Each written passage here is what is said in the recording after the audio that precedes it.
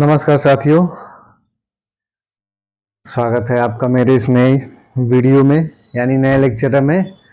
आज का हमारा टॉपिक रहेगा 1833 का चार्टर एक्ट, 1853 का एक्ट, क्योंकि ये संविधान की क्लास है और संविधान की क्लास में हम 1813 के एक्ट तक पहुंच चुके हैं। तो आज का हमारा जो टॉपिक है 1833 का चार्टर एक्ट और 1853 का। 1853 का चार्टर एक्ट कोई बहुत विशेष बात नहीं है, कुल मिला के 1833 का चार्टर एक्ट बहुत ही विशेष है। चार्टर एक्ट, क्योंकि इसी चार्टर एक्ट से बहुत सारे प्रश्न आते हैं और भारत में बहुत कुछ बदल गया। ठीक है, जैसे कंपनी के सारे व्यापारिक एक अधिकार समाप्त हो गए। मैंने अपने पिछले वीडियो में लेक्चर में कहा था कि 1813 में कंपनी का व्यापारिक एक अधिकार लगभग समाप्त कर दिया जाता है, सिर्फ चाय को और चीन के साथ में। चाय भारत में भी व्यापार कर सकती थी, बाकी उसका व्यापार चीन में चलता था। ठीक है, मगर 1833 के चार्टर एक्ट में क्या होता है? 1833 के चार्टर एक्ट में कंपनी का पूरा व्यापार यानी कंपनी का व्यापारिक एक अधिकार समाप्त कर दिया जाता है पूरी तरह से। कंपनी के पास कुछ भी नहीं बचता, कंपनी का व्यापारिक एक अधिकार पूरी तरह से समाप्त कर दिया जाता है। कंपनी को क्या करना रहता है? कंपनी को सिर्फ प्रशासनिक मुद्दों पे प्रशासनिक काम को देखना रहता है, समाप्त कर दिया जाता है। ये सबसे बड़ी बात होती है। ठीक है, कंपनी को क्या करना रहता है? कंपनी को केवल प्रशासनिक काम को देखना है। ठीक है, यानी कि व्यापारिक एकाधिकार समाप्त, प्रशासनिक कार्यों को देखना है। ठीक है, अब कंपनी क्या हो गई है? कंपनी हो गई है ब्रिटेन की साम्राज्य की तरफ से एक ट्रस्ट के रूप में, न्यास के रूप में यहाँ पे जो काम चल रहा है उसको देखेगी कंपनी। कंपनी का अब अपना कुछ व्यापार नहीं रह गया है। हाँ, कंपनी के कर्मचारी जो है, अधिकारी जो है, चाहे वो सैनिक हो चाहे असैनिक हो, चाहे जो भी हो कंपनी के, वो ब्रिटिश साम्राज्य की तरफ से यहाँ पे जो कंपनी ने भारत में विजिट किया है, जीता है, भू क्षेत्र को जीता है, राज्य को जीता है, उन सबको देखेगा, पूरी प्रशासनिक व्यवस्था को देखेगा। व्यापारिक एक अधिकार 1833 के चार्टर एक्ट से पूरी तरह से समाप्त कर दिया गया, कुछ भी नहीं बचा, सिर्फ और सिर्फ प्रशासनिक काम को देखेगी कंपनी। ठीक है, व्यापारिक एक अधिकार समाप्त कर दिया जाता है। ठीक है, थोड़ा समय 1833 के चार्टर एक्ट और 1833 के चार्टर एक्ट में के बीच में जो गतिविधियां हुई हैं थोड़ी सी मैं बता दूं, जिससे कि 1833 में ऐसा क्यों होता है ये आपको समझ में आ जाए। क्योंकि मेरा मानना है कि पढ़ाई ठीक से किया जाए, थोड़ा सा समझ लिया जाए तो ज्यादा ठीक रहता है। 1830 में क्या होता है? 1830 में ब्रिटेन में किसकी सरकार आती है? व्हिग दल की आती है। व्हिग दल की सरकार आती है। और व्हिग दल क्या है? ये उदारवादी दल है। ठीक है, उदारवादी दल है। सीधी सी बात है, अगर जिसकी भी कोई भी अगर राजनीतिक संस्था है वो अपने विचारों से ही चलती है। चाहे आप अपने भारत में ही देख लीजिए, कांग्रेस की विचारधारा अलग है, भाजपा की विचारधारा अलग है, समाजवादी पार्टी की विचारधारा अलग है, AIM की अलग है, जितनी भी राजनीतिक दल है सबकी विचारधारा अलग है, वामपंथियों का अपना अलग है। तो वैसे भी ब्रिटेन में है तो दो ही दल, ठीक है, लेकिन वहां पे व्हिग दल जो उदारवादी दल है वो आ जाता है। कब आता है? 1830 में आ जाता है। ठीक है, इसको मैं मिटा दे रहा हूं, ये अगर आपको नोट करना हो, अभी बाकी मैं पूरा नोट करवाऊंगा जो 6-7 पॉइंट है, लेकिन आप पूरी तरह से नहीं तो ऐसे भी कोडिंग कर सकते हैं। कंपनी का व्यापारिक एक अधिकार पूरी तरह से समाप्त, से प्रशासनिक कार्यों को देखना है। ठीक है, इस तरह से भी कोडिंग की जा सकती है जो एग्जाम के पॉइंट ऑफ व्यू से सही होता है। ऐसा नहीं कि आपको ग्रंथि लिखना पड़े, सिर्फ लिखते ही रहिए और समझ में कुछ भी ना आए। इसीलिए एग्जाम के पॉइंट ऑफ में शॉर्ट नोट्स बहुत जरूरी होते हैं। ठीक है, अगर आपने अच्छे से पढ़ाई की है तो समझ में आ जाएगा। ठीक, अब ये जब यहाँ पे लिबरल दल, उदारवादी दल आ जाता है तो 1833 तक, 30 से 33 तक पहुंचते जो है इनके विचारों में बहुत अंतर पाया जाता है, यानी बहुत अंतर हो जाता है। और एक बात और, ये वही समय है 1800 से 1830 का, जब ब्रिटेन में औद्योगिक क्रांति हो चुकी है, उसके परिणाम आ चुके हैं। ठीक है, यानी कि जो पहले सस्ता महंगा सामान होता था वो सस्ता सामान मिलने लगा है, हाथ की जगह पे मशीनों ने स्थान ले लिया है। अब जो एक काम के लिए 100 हाथ लगते थे, उत्पादन उतना नहीं होता था, वही एक मशीन एक दिन में उससे 1000 गुना उत्पादन कर दे रही है। औद्योगिक उत्पादन का मतलब यही होता है। ठीक है, कि श्रमिक के स्थान पे उसका स्थान काफी कुछ मशीनों ने ले लिया।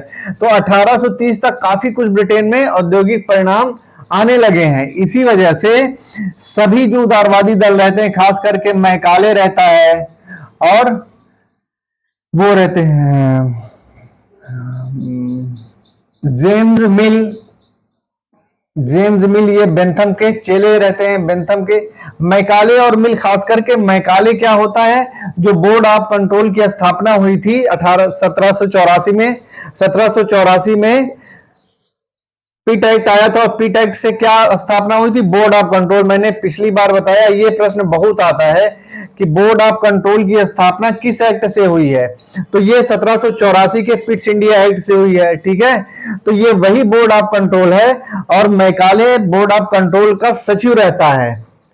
ठीक है, 1830-31 के बाद मैकाले बोर्ड ऑफ कंट्रोल का सचिव रहता है, और मिल जो है वहां पे राजस्व बोर्ड जो होता है उसका एक बहुत बड़ा अधिकारी रहता है। ठीक है, तो इन दोनों का काफी प्रभाव पड़ता है वहां के सरकार के ऊपर। ठीक है, हालांकि मैकाले की सोच दूसरी है, मिल की दूसरी सोच है, मगर मैकाले का भी बहुत ज्यादा प्रभाव पड़ता है, खास करके 1833 के चार्टर एक्ट में, क्योंकि वहां पे अब पूरी तरह से ये आवाज उठने लगी है कि कंपनी को 1833 के चार्टर एक्ट से समाप्त कर देना चाहिए। 1833 में चार्टर एक्ट क्यों आ रहा है, क्योंकि 1813 का जो चार्टर एक्ट आया था उसमें स्पष्ट लिख दिया गया था कि कंपनी को 20 साल के लिए और बढ़ा दिया जा रहा है, एक अधिकार दे दिया जा रहा है चाय और चीन के साथ में। इसी वजह से 1833 के चार्टर एक्ट को आना ही आना है। तो उसमें ये विचारधाराएं चल रही हैं, जो मिल है, बेंथम है, तमाम सारे ऐसे बुद्धिजीवी हैं। मैं समझाने के लिए 2 लोगों का नाम नहीं ले रहा हूं, ऐसे तो 20-25 नाम है। ठीक है, तो होता क्या है कि मैकाले ये कोशिश करता है कि कंपनी का शासन अभी पूरी तरह से ना समाप्त किया जाए, क्योंकि अभी भी कंपनी उस तरह से नहीं है कि मतलब कह सकते हैं कि कंपनी अपनी पूरी क्षमता में नहीं है। कंपनी को कुछ वरदान दे दिया जाए, कंपनी रहे। हाँ, ये है कि उसके कामों को कम कर दिया जाए, उसके एक अधिकार समाप्त कर दिया जाए। जेम्स मिल का भी लगभग ऐसा ही विचार था। बाकी अन्य जो बुद्धिजीवी थे वहां पे, जो राजनीतिक दल थे, ये सरकार के ऊपर प्रेशर डाल रहे थे कि कंपनी को समाप्त कर दिया जाना चाहिए, मगर अंत में निर्णय यही होता है जो मैकाले और मिल आदि लोग चाहते हैं वही होता है।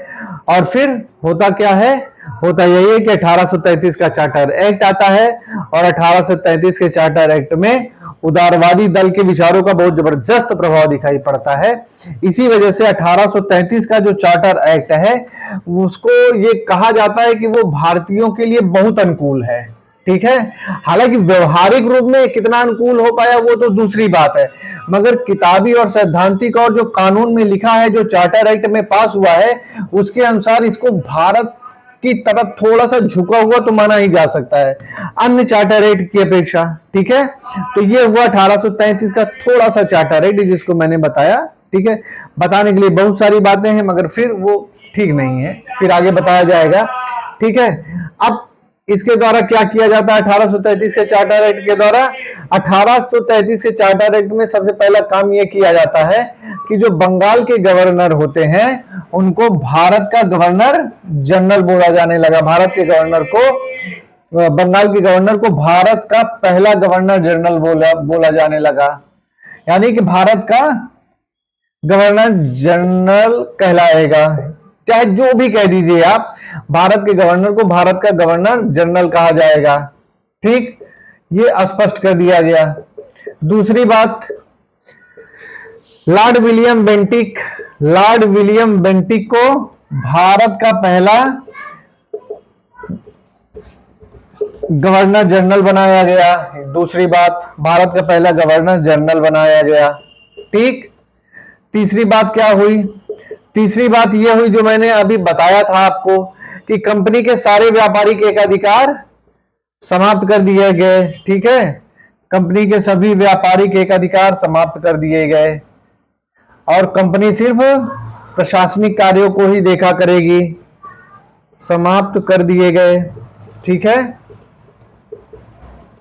चौथा, कंपनी सिर्फ प्रशासनिक कार्य को ही देखेगी, प्रशासनिक कार्य को देखेगी। ठीक, ये बातें चार तो हो गई। चार जो सबसे महत्वपूर्ण बातें हैं इसको मैंने लिख दिया है। बंगाल के गवर्नर को भारत का गवर्नर जनरल कहा जाएगा। पहली बात, लॉर्ड विलियम बेंटिक को भारत का पहला गवर्नर जनरल बनाया गया। कंपनी के सभी व्यापारिक एकाधिकार समाप्त कर दिए गए और कंपनी मूल रूप से प्रशासनिक कार्यों को भारत के ब्रिटिश क्षेत्रों में देखेगी, जहां जहां ब्रिटिश सरकार का शासन है। अब सीधे सीधे कह सकते हैं ब्रिटिश सरकार का, कंपनी का क्या कहने का, क्योंकि ये सब अब ब्रिटिश साम्राज्य यानी ब्रिटेन की रानी की ओर से काम कर रहे हैं यहाँ पे। ठीक है। पांचवा काम क्या किया गया? पांचवा काम यह किया गया कि जो गवर्नर जनरल की परिषद है, ठीक है, गवर्नर जनरल की परिषद है, उसमें चौथे सदस्य के रूप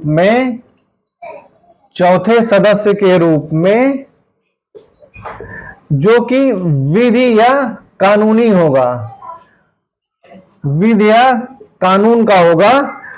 ठीक है, विधि या कानून का यानी कानूनी सदस्य होगा, जो चौथा सदस्य होगा, उसके रूप में किसकी नियुक्ति की गई?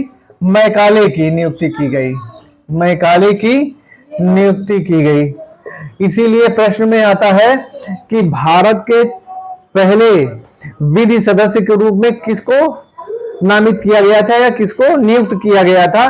तो लॉर्ड मैकाले का नाम आता है। ठीक है, ये वही मैकाले साहब हैं जो अंग्रेजी शिक्षा की इतनी हिमायत करते हैं और भारतीय शिक्षा या पूर्वी एशिया या पूर्वी देशों की बड़ी शिक्षा की जो है खिल्ली उड़ाते हैं, ये वही मैकाले साहब हैं। ठीक है, तो मैकाले को सदस्य बना दिया गया।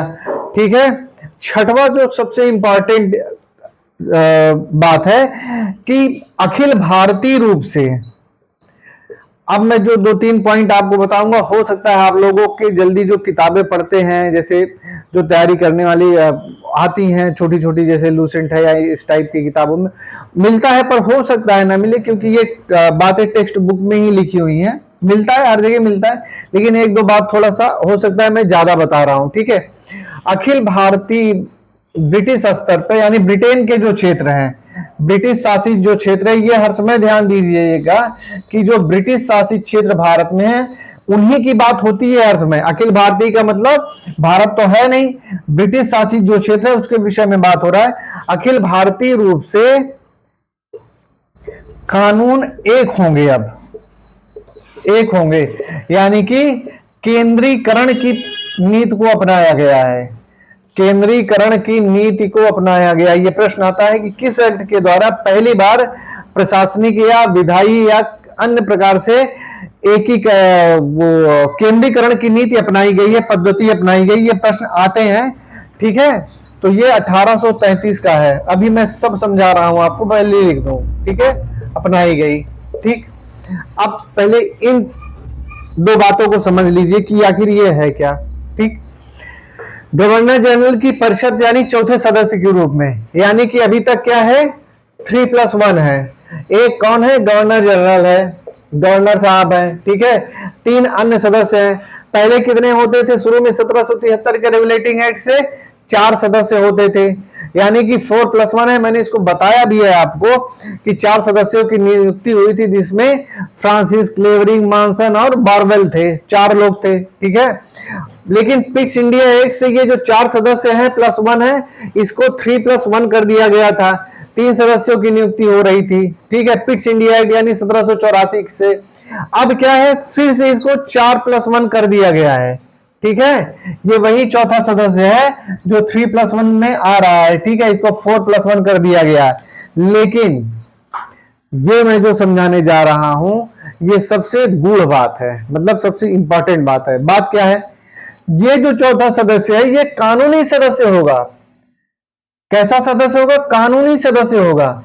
यानी कि परिषद जब गवर्नर जनरल की परिषद कलकत्ता में बैठेगी, जब कोई कानून से संबंधित मुद्दे होंगे, ठीक है ना, विधायी से संबंधित मुद्दे होंगे, तभी इसको बुलाया जाएगा, लॉर्ड मैकाले को मीटिंग में बुलाई जाएगी, परिषद में सदस्य के तौर पे बुलाया जाएगा।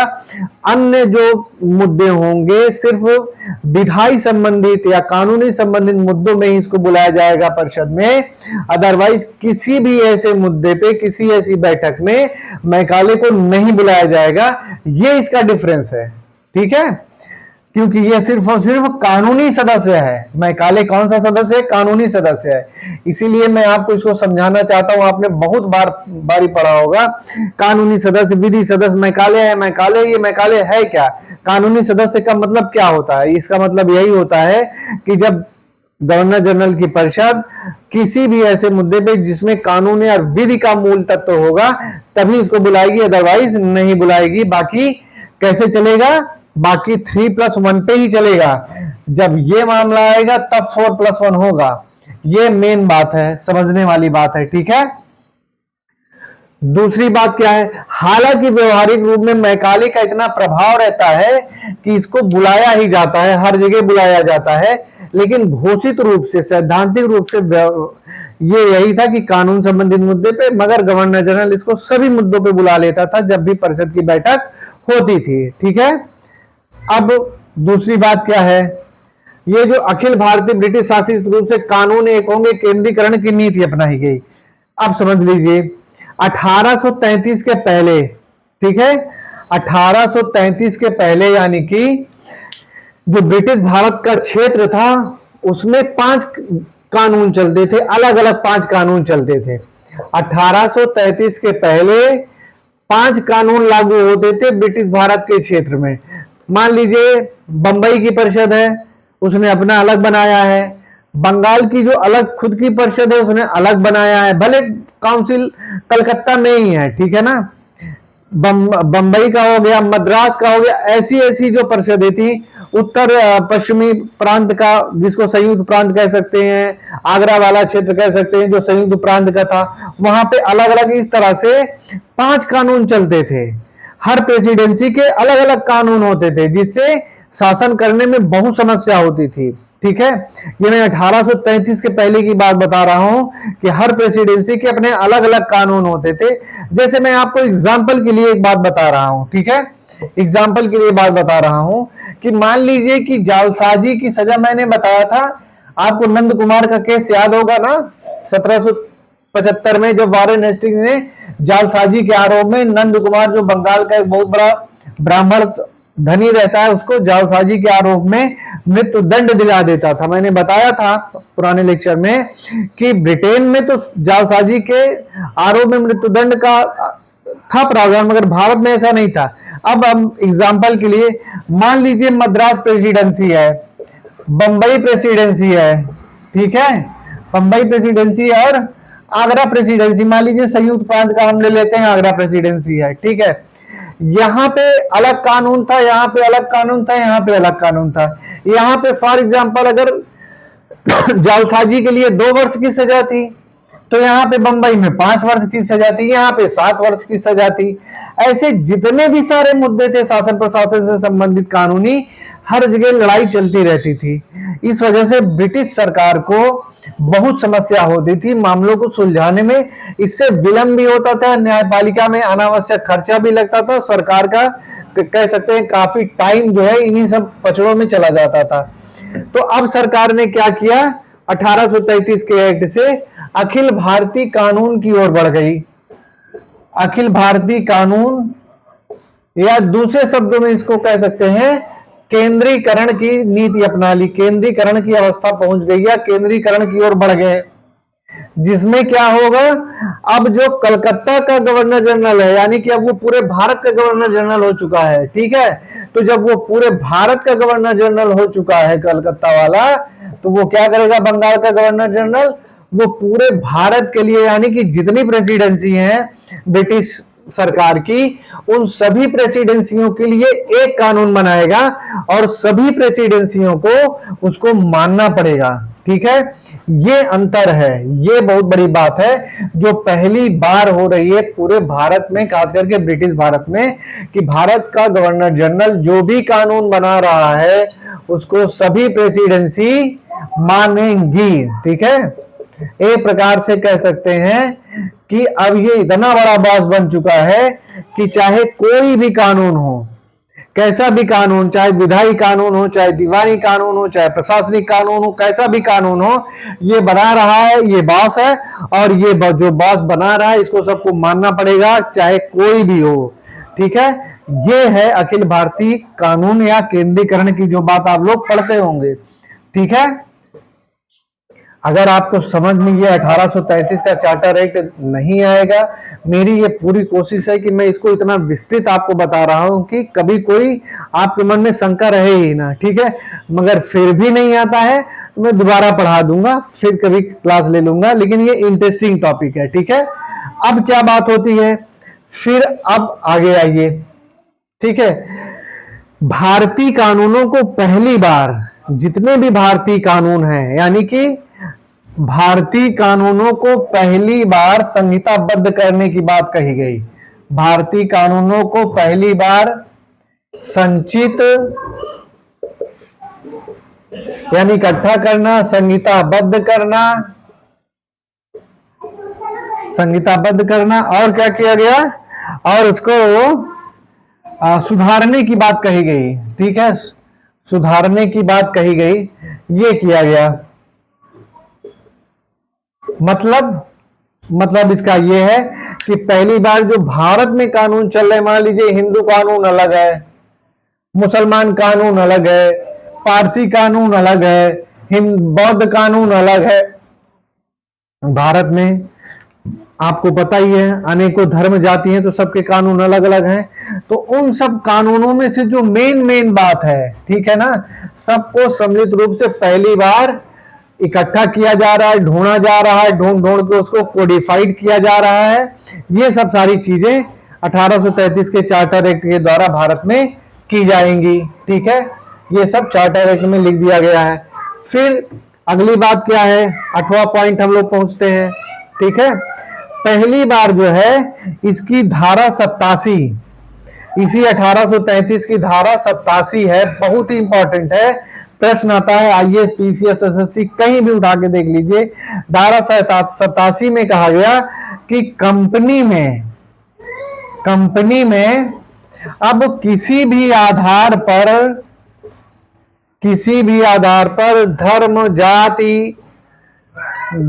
जाति लिंग वंश वर्ग के आधार पर भेदभाव नहीं किया जाएगा।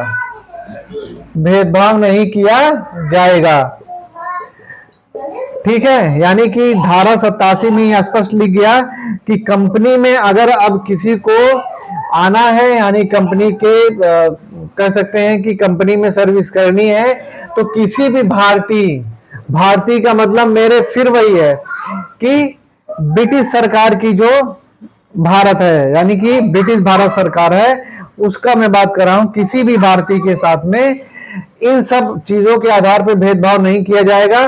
पैमाना क्या रहेगा, योग्यता। पहली बार ये एक बात कही गई है कि योग्यता के आधार पे कंपनी में भारतीयों का चयन किया जाएगा। योग्यता के आधार पर कंपनी में भारतीयों का चयन किया जाएगा।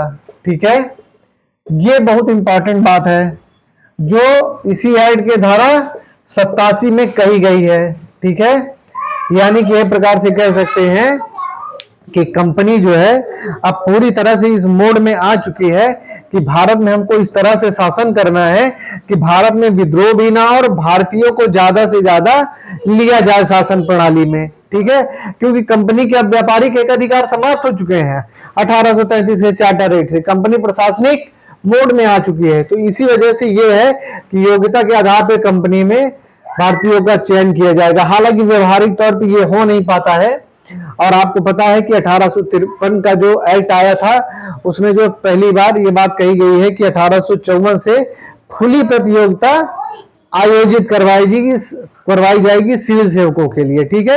यानी पहली बार 1853 के एक्ट में कहा गया, लेकिन उसके पहले ही 1833 के धारा 87 से इस बात को कह दिया गया है। ठीक है। बाकी एक छोटी सी बात और भी है इसमें, अगर आप नवा पॉइंट ले लेंगे कि इसी एक्ट में भारत में दासों को सुधारने, ठीक है, दासों को, जो दास हैं, स्लेव हैं, दासों को सुधारने और उन्हें समाप्त करने की बात कही जा रही है। भारत में दासों को सुधारने और भारत से दास प्रथा की समाप्ति की बात कही जा रही है, ताकि समाप्ति की बात कही जा रही है, ठीक है, कही जा रही है, कही जा रही है, ठीक। भारत में दासों को सुधारने और दास प्रथा की समाप्ति की बात कही जा रही है, ये इसी एक्ट में है, यानी कि 1833 के चार्टर एक्ट में है, ठीक। तो ये हो गया जो बहुत इंपॉर्टेंट बातें थी। 9-10 पॉइंट मैंने पूरी तरह से निकाले जो आपके पूरे एग्जाम में पूरी तरह से सहायता करेंगे। इंपॉर्टेंट इन सब बातों के अलावा कुछ ऐसा उसमें विशेष नहीं, मैंने 2-4 बातें आपको एक्स्ट्रा बताई इसीलिए कि मैं नहीं चाहता हूं कि आप जो है बिल्कुल से अगर पढ़ें, मेरा लेक्चर देखें तो उसमें कोई कमी रह जाए। कमी तो रहती है, कमी हर लेक्चर में होती है, सभी के लेक्चर में होती है। कोई ऐसा व्यक्ति नहीं है कहते कि नहीं बिल्कुल मैंने पूर्ण पढ़ा दिया है, ये सब होता ही नहीं है, संभव ही नहीं, आपको भी पता है, इतना तो आप लोगों ने भी दुनिया देखी है। लेकिन ये बात हो गई, तो ये रहा साथियों 1833 का मोटा मोटा चार्टर एक्ट, जिसमें से ये सब बातें हो रही हैं।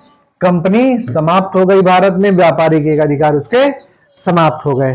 थोड़ा सा 2-4 बातें हैं 1853 का एक्ट, 1853 का चार्टर एक्ट। हाँ, 1833 में एक बात और भी थी कि 1833 में कंपनी के शासन को 20 वर्ष के लिए बढ़ा दिया गया था, लेकिन उसके व्यापारी के अधिकार समाप्त हो गए थे। प्रशासनिक उसके कार्यों को देखना था, कंपनी को भारत में प्रशासनिक कार्यों को देखना था ब्रिटिश रानी की ओर से, ठीक है। ये बात मोटा मोटा लिख दी गई थी 1833 में। अब 1853 का चार्टर एक्ट आता है। अब इसमें सबसे पहले वही बात हो गई जो मैं अभी बता रहा था कि जो 1833 की धारा 87 में थी उसी को बढ़ा के लिख दिया गया कि 1854 से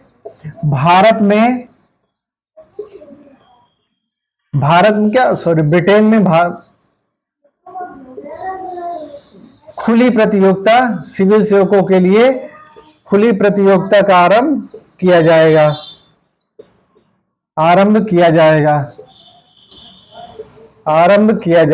ठीक है, 1854 से, यानी कि सिविल सर्विसेज के लिए, ठीक है, सिविल सर्विसेज के लिए। एक बात दोस्तों 1833 के एक्ट में और रहती है, ठीक है, कि जो कानून पहली बार भारतीय कानून को संचित करने के लिए, संहिताबद्ध करने के लिए, कोडिफाइड करने के लिए कही जाती है, तो उसी के साथ में पहली बार भारत में एक लॉ आयोग, ठीक है, लॉ कमीशन बनाने की भी बात कही जाती है। इसको नोट कर लीजिएगा, बहुत इंपॉर्टेंट है। 1833 के चार्टर एक्ट में पहली बार भारत में एक लॉ कमीशन यानी विधि आयोग भी बनाने की बात कही जाती है, ठीक है। तो ये हमको याद आ गया, तो मैंने सोचा आपको बता दूं, जो कि आपके लिए बहुत इंपॉर्टेंट है। 1854 में ब्रिटेन में खुली प्रतियोगिता का आरंभ किया जाएगा, किसके लिए? सिविल सर्विसेज के लिए। दूसरा, ठीक है, 1833 में जो लॉ आयोग बनाया गया था, 1853 के एक्ट से जो है उसको क्या कर दिया गया, विधिवत पूरी तरह से और आगे बढ़ा दिया गया, और उसका नीति नियंता कौन रहेगा? मैकाले रहेगा, यानी मैकाले के ही निर्देशन में उसका सब पूरा काम होगा। किसका? लॉ आयोग का, लॉ कमीशन का, ठीक है। ठीक, फिर तीसरी बात क्या होती है? तीसरी बात दोस्तों ये होती है कि अब इसमें ये नहीं लिखा गया है कि कंपनी अगले 20 साल तक भारत में शासन करेगी या प्रशासनिक कार्यों को देखेगी। पहली बार इस बात को नहीं लिखा जाता है। 1773 से जो 20 साल रहता है, 1853 में आके ये बात नहीं लिखी जाती, यानी कि अब ये समझ लिया जाता है कि कंपनी का शासन, भले ही प्रशासनिक शासन हो, कंपनी भारत से समाप्त कर दी जाएगी, ऐसी उम्मीद लगाई जाने लगी थी, ठीक है। ये मैं लिख नहीं रहा हूं, आपके लिए समझने के लिए बता दे रहा हूं। तीसरी बात क्या होती है, यहां पे जो डायरेक्टरों की संख्या कितनी थी, 24 थी ना। 1773 का जो रेगुलेटिंग एक्ट आया था तो उसमें डायरेक्टरों की संख्या 24 निर्धारित कर दी गई थी, इसको घटा के 18 कर दिया गया। 1853 के एक्ट से डायरेक्टरों की संख्या घटाकर कितनी कर दी गई, 18 कर दी गई। डायरेक्टरों की संख्या 18 कर दी गई, ठीक है, ठीक 18 कर दी गई। मैं साथियों इसी तरीके से पढ़ाता हूं, मैं रटने वाले में, जो रटने वाली विद्या उसमें विश्वास नहीं करता हूं। मुझको लगता है कि समझ के पढ़ाओ और लड़का समझ ले जो है तो वो प्रश्न अपने आप निकाल लेगा। रट के आप कभी कोई परीक्षा नहीं निकाल सकते, चाहे आईएएस हो, चाहे पीसीएस हो, चाहे एसएससी हो, चाहे बैंक हो, आरओ यारो, टेट पेट, चाहे जो भी हो, आपको समझना ही पड़ेगा। आज के समय में कंपटीशन इतना ज्यादा है, आपका दिमाग खुला रहेगा तो आप सब कुछ कर लेंगे, ठीक है। तो जैसे मैंने बताया, इस एक्ट के द्वारा जो 24 डायरेक्टरों की संख्या थी 1773 के रेगुलेटिंग एक्ट के द्वारा, उसको घटा के 18 कर दी गई। अब दूसरी बात क्या होती है, इन 18 डायरेक्टरों की जो नियुक्ति होगी उसमें से 6 सदस्यों की नियुक्ति कौन करेगा, क्राउन करेगा। 18 में से 6 सदस्यों की नियुक्ति क्राउन करेगा। नियुक्ति क्राउन यानी राजा करेगा, ब्रिटेन का राजा करेगा, ठीक है। अब कहने का क्या मतलब है, यानी कि ये 18 है, -6 कर दीजिए, बचे कितना, 12। ये 6 की नियुक्ति कौन कर रहा है, क्राउन कर रहा है। इन 12 की नियुक्ति कौन कर रहा है, कोर्ट ऑफ प्रॉपर्टीज, यानी स्वामी जो कंपनी के हैं, कंपनी के जो स्वामी हैं वो कर रहे हैं, ठीक है। इन 12 लोगों की नियुक्ति कर रहे हैं और अब 6 क्राउन करने लगा। पहले कौन करता था, पूरा का पूरा 24 का कंपनी के स्वामी ही करते थे, तो ये अंतर आ गया, ठीक है। 6 लोगों की नियुक्ति क्राउन कर रहा है। दूसरी बात अब क्या होती है इसी एक्ट से सबसे बड़ी बात यह होती है कि पहली बार जो गवर्नर जनरल की परिषद है, उसमें कार्यकारी और विधायी विषयों को अलग कर दिया जा रहा है, ठीक है।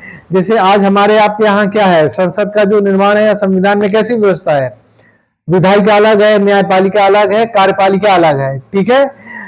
अब देखिए, मैंने शुरू इसीलिए हर जगह पे संविधान में हमारे इन सब छोटी छोटी चीजों को लिया गया है। पहली बार 1853 के एक्ट से गवर्नर जनरल को जो कार्यकारी परिषद है उसमें से कार्यकारी अलग कर दिया जा रहा है, विधायी अलग कर दिया जा रहा है, ठीक है। एक मिनट दोस्तों, ठीक। अब इसका अर्थ क्या हुआ, अब इसका अर्थ ये हुआ कि जब भी परिषद बैठेगी निर्माण के लिए, ये किसको फॉलो करेगी, ठीक है, ये उसी को फॉलो करेगी जैसे ब्रिटेन की संसद में होता है, ठीक है। यानी कि कह सकते हैं कि इस एक्ट से जो ब्रिटेन की संसदीय व्यवस्था है उसको 1853 में थोड़े बहुत सदस्यों के साथ अपनाया जा रहा है, ठीक है। यानी कि कार्यकारी और विधायी परिषद जो है वो अलग हो रही है, ठीक। दोनों के निर्णय अलग अलग होंगे, दोनों से संबंधित मुद्दे अलग होंगे। ये जो अपनाई जा रही है व्यवस्था, ये ब्रिटेन की संसदीय व्यवस्था के साथ में आगे बढ़ेगी अब, ठीक है। अब इसमें क्या होगा, अब इसमें इसी एक्ट में आगे फिर ये लिखा गया कि जब भी गवर्नर जनरल की परिषद बैठेगी किसी भी मुद्दे पे, उसमें क्या होगा कि 6 अतिरिक्त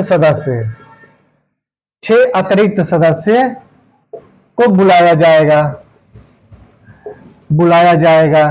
ठीक है। ये बहुत ही इंपॉर्टेंट है, समझ लीजिए कैसे। यानी कि अगर 18 लोग हैं पहले से, 24 से घटा के 18 कर दिया गया, प्लस 6 अतिरिक्त सदस्यों को बुलाया जाएगा। ये अतिरिक्त सदस्य कौन होंगे अभी मैं बता रहा हूं। टोटल संख्या हो जाएगी 24, ये हो गई संख्या 24, 18 से 24, ठीक है। अब ये अतिरिक्त सदस्य कौन होंगे? ये अतिरिक्त सदस्य होंगे जो 4 प्रेसिडेंसी हैं, बंगाल, बंबई, ठीक है, मद्रास और संयुक्त प्रांत की जो प्रेसिडेंसी है उसका मुख्यालय जो संयुक्त प्रदेश, जिसका आगरा मान लीजिए, आगरा है, ठीक है। इन 4 जगह से एक एक रहेंगे, ठीक। तो ये कितने हो गए? 4 हो गए। अब 2 और चाहिए, तो जो 2 और चाहिए, एक सुप्रीम कोर्ट का मुख्य न्यायाधीश रहेगा, चीफ जस्टिस रहेगा, सुप्रीम कोर्ट का मुख्य न्यायाधीश रहेगा, और एक छोटा न्यायाधीश रहेगा उसी से, ठीक है। एक छोटा न्यायाधीश रहेगा और इससे मिलके 4 + 2 = 6,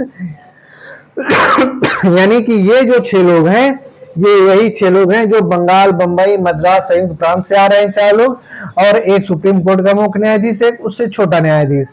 तो ये 6 लोग आ रहे हैं। ये 6 लोग तभी आएंगे जब परिषद बैठेगी, तो गवर्नर जनरल को इन लोगों को बुलाना ही पड़ेगा। ऐसा नहीं है कि नहीं बुलाना पड़ेगा, अनिवार्य है बुलाना, ठीक है। तो ये सदस्य संख्या है 24, अब इनको बुलाना पड़ेगा। और दूसरी बात, ठीक, गण पूर्ति कोरम की जो संख्या है, जो हमारे यहाँ आज लोकसभा में है या राज्यसभा में कोरम की संख्या है ना कि 10% होनी चाहिए, यहाँ पे भी कितना होना चाहिए? कम से कम 10 सदस्य होने चाहिए, कम से कम 10 सदस्य होने चाहिए। किस बात के लिए? बैठक को बुलाने के लिए। अगर गवर्नर जनरल बुलाता है तो 24 में कम से कम 10 सदस्य होने चाहिए बैठक के लिए। ये हो गया गणपूर्ति, यानी कि कोरम, जिसको कह सकते हैं गणपूर्ति, ठीक है सब साथियों। तो ये हो गया पूरी व्यवस्था, ठीक है, कि ये 24 कहां से होते हैं? पहले 18, फिर 6, फिर 24, और उसमें से 10 गणपूर्ति, यानी 24 में 10 चाहिए ही चाहिए परिषद बैठक बुलाने के लिए गवर्नर जनरल। अगर 9 है तो नहीं काम चलेगा, 10 होना ही होना चाहिए। और 10 में 6 कौन नियुक्त कर, 18 में 6 कौन नियुक्त कर रहा है? इस 18 में 6 नियुक्त कर रहा है क्राउन नियुक्त कर रहा है। फिर से मैं बता रहा हूं, ये जो 6 है, 6 ये अतिरिक्त सदस्य हैं, 18 के अतिरिक्त सदस्य हैं। 18 तो है ही, 18 में 6 को कौन नियुक्त कर रहा है? क्राउन कर रहा है। और ये जो 6 हैं, ये अतिरिक्त सदस्य कहां से लिए जा रहे हैं? बंगाल, बंबई, मद्रास और संयुक्त प्रांत, सुप्रीम कोर्ट के मुख्य न्यायाधीश और एक अन्य छोटे न्यायाधीश, ठीक है। तो साथियों, ये पूरी व्यवस्था 1853 के चार्टर एक्ट के द्वारा होती है। थोड़ा सा डीप में मैंने पढ़ाया है, क्योंकि 1853 के ही आधार पे भारत में कह सकते हैं पहली बार विधायी और कार्यपालिका परिषद का बंटवारा होता है। दूसरी बात, ब्रिटिश संसदीय व्यवस्था के अनुसार परिषद की बैठकें होती हैं। कह सकते हैं कि ब्रिटिश संसदीय व्यवस्था को धीरे धीरे 1853 से फॉलो किया जाता है। तो ये रहा मोटा मोटा 1833 और 1853 का चार्टर एक्ट। मुझे पूरी उम्मीद है कि आप लोगों को समझ में आ जाएगा। मेरी पूरी कोशिश की है कि मैंने बहुत अच्छे से पढ़ाया है। हो सकता है 1-2 पॉइंट रह गया हो, बाई चांस मिस हो गया हो, तो कोई बात नहीं है, उसको फिर मैं बाद में पढ़ाता रहूंगा, क्योंकि मेरी आदत है पुरानी चीजों को मैं रिकॉल करता रहता हूं। जैसे आज भी 1784 की पिट सेट की 1-2 बातें मैंने बताई, 1773 की 1-2 बातें बताई, तो ये चलता रहता है, ये क्रम चलता रहेगा। और मुझे उम्मीद है कि ये लेक्चर आपको बहुत ही पसंद आएगा। मेरी पूरी आपसे विनती है कि इस मेरे वीडियो को ज़्यादा से ज़्यादा शेयर करिए, लाइक करिए, अपने कमेंट्स दीजिए, सुझाव दीजिए कि क्या आगे से और बेहतर किया जा सकता है। तो ठीक है साथियों, फिर आज के लिए इतना ही, फिर मिलते हैं नेक्स्ट टॉपिक में। धन्यवाद।